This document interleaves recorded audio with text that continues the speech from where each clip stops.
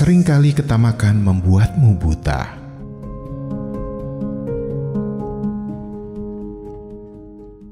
Dikisahkan seorang ayah sedang berjalan bersama anak dan istrinya, dan di depan mereka ada lelaki lain yang berjalan sendirian. Tiba-tiba ada sesuatu yang jatuh dari lelaki di depan keluarga ini. Anak dan istrinya tidak melihat, namun si ayah memperhatikan sejak tadi.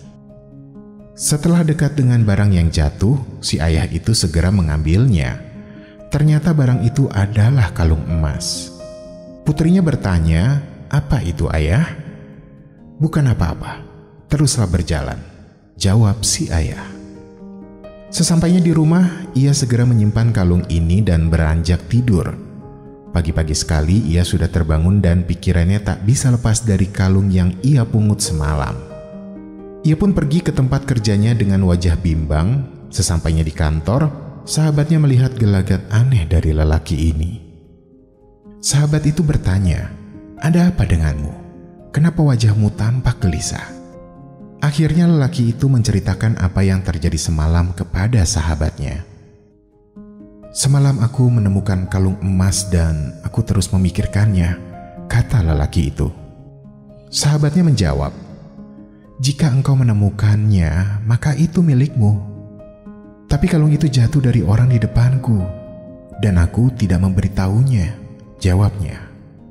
"Wah, jika begitu kau harus mengembalikan kepada pemiliknya," kata si sahabat. "Tidak, aku tidak akan mengembalikannya.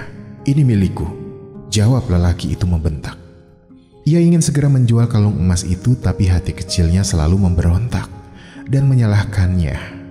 Hingga akhirnya ia melihat brosur yang disebar di jalanan dengan tertulis, "Barang siapa menemukan kalung emas diharap menghubungi nomor ini. Kami akan memberi hadiah yang besar kepada Anda." Tekadnya kini bulat untuk mengembalikan kalung tersebut. Ia segera menelpon nomor yang tercantum dan meminta alamat untuk mengembalikan kalung itu. Keesokan harinya ia segera pergi ke rumah pemilik kalung. Ia menyerahkan kalung tersebut dan begitu kagetnya ia, ternyata pemilik kalung itu menggantinya dengan kalung emas yang lebih mahal. "Bila engkau memiliki kalung yang lebih mahal, mengapa engkau mencari kalung ini?" tanya lelaki itu keheranan. "Kalung itu adalah kenang-kenangan dari ibuku sebelum ia wafat," jawab pemilik kalung. Lelaki itu pun menangis sejadi-jadinya dan mengadu bahwa ia mengambil kalung itu sesaat setelah terjatuh dari kantong pemiliknya. Pemilik kalung itu tersenyum dan berkata, "Terkadang ketamakan membuat seseorang menjadi buta, namun ibuku selalu berwasiat kepadaku untuk mendengarkan alasan seseorang dan memaafkannya. Kini aku telah memaafkanmu, dan ambillah kalung ini untukmu." Lelaki itu pun pulang dengan perasaan lega karena telah dimaafkan dan ia pun membawa hadiah atas pengakuannya. Terkadang kisah singkat dalam kehidupan sehari-hari semacam ini memberi kita banyak pelajaran.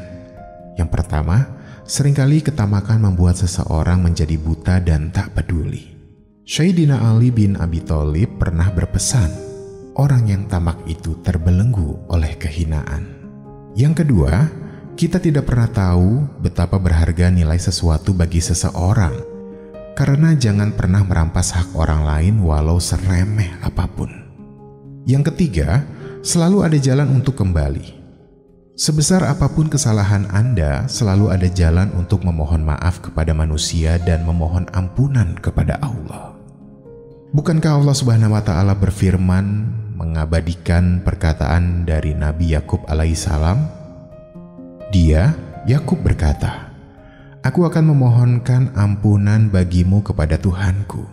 Sungguh, Dia yang Maha Pengampun, Maha Penyayang." Surat Yusuf ayat 98. Yang keempat, terkadang seseorang membuat kesalahan yang besar, tapi berilah ia kesempatan untuk berbicara dan memaafkan adalah jalan terbaik menurut Al-Quran. Jadilah pemaaf dan suruhlah orang mengerjakan yang makruh, serta jangan pedulikan orang-orang yang bodoh. Surat Al-A'raf ayat 199. Semoga bermanfaat.